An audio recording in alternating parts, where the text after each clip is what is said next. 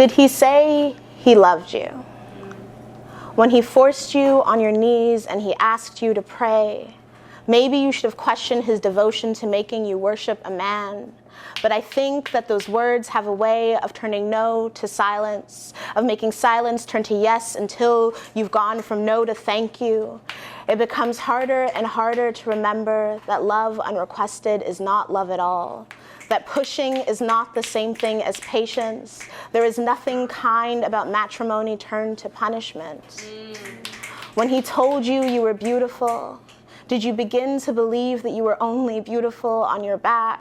When you were serving a purpose or serving him, when he said you were interesting, did he really mean that he was the most interesting thing about you?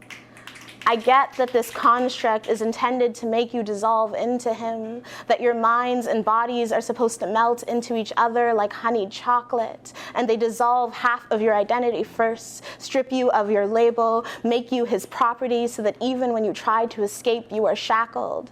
And I know that you were raised knowing all of the things you didn't want to be, like a statistic.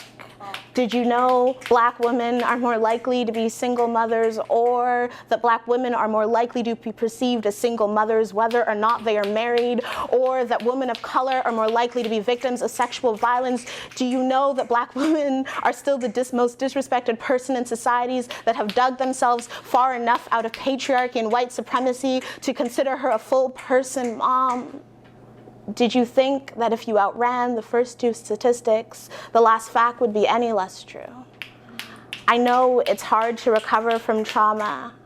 I know it's hard to admit that this was trauma when to everyone else it looked so much like love. But you need to know that this love is much less than you deserve. Any man who that will not have you on your feet cannot handle you strong. He would be too blinded by your greatness, too dazzled by your beauty. He would never have been enough for you, especially when you have always been just enough for yourself.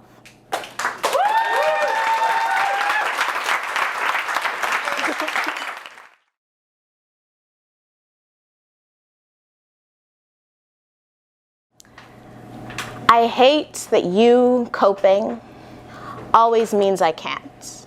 That your survival always comes above mine, forcing me to warp in unholy ways. I wonder if you know that every time I enter this home that barely feels like mine anymore, I imagine all of the things that would be easier than telling you to care. Like cutting up pieces of my flesh and leaving them discarded around your hurricane living room. I imagine my body becoming a self-contained haven, my crevices closing up. I imagine losing the desire to be felt or devoured, my lips sewing themselves together, making my thoughts prisoners and my kisses phantoms. I imagine my heart becoming a public park. Used all day because that is what it is there for. Used at night so lost souls can find solace in creaking structures. And creaking structures make people feel less alone. But all I want now is to be left alone. I imagine becoming a river that never runs dry. I imagine running through our hallways. I wish I could clean and give at the same time. I imagine you drinking till you're full. I imagine you bathing until you're clean. I imagine that continuing to run through our hallways does not exhaust me. But I am so tired, and you still don't care. You are digging your blunt nails into my flesh, but better my skin than yours, better your nails than mine. You are ripping out chunks of me, so I guess it's just our mess now, and you're never full and you're never clean, and I just want to be alone without being terrified of what you'll do if you're alone. I wonder if swing sets weep in the endless seconds between the last and first person to use them.